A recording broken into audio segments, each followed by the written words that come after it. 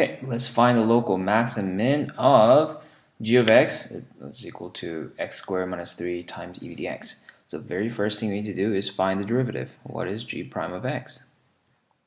G prime of x, notice the two functions are multiplied together, so I have to use product rule. Okay, so derivative of the first one times the second function plus the first function times the derivative of the second one. In this case, it's still e to the x.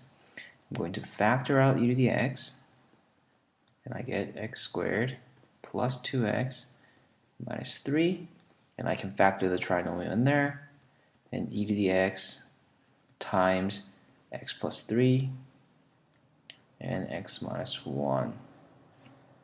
Notice that e to the x, that's one of the factors, but this is never going to be 0. Okay, no matter what number you plug into x, you can plug in a positive number, 0, or a negative number, it'll never be 0. So you don't have to worry about that.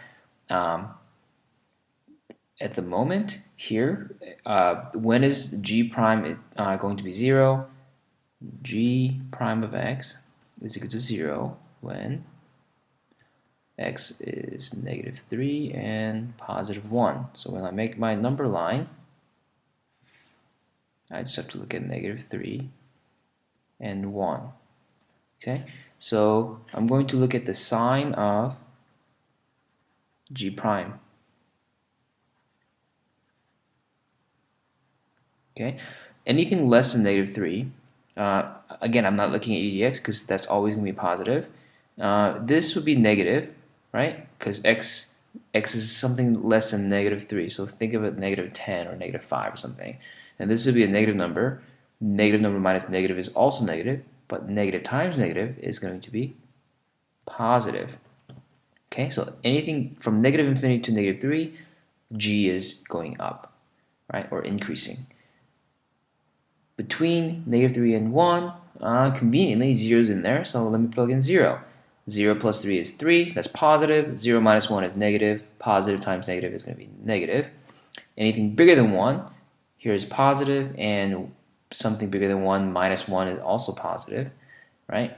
So here, to the left of negative 3, your function g is increasing.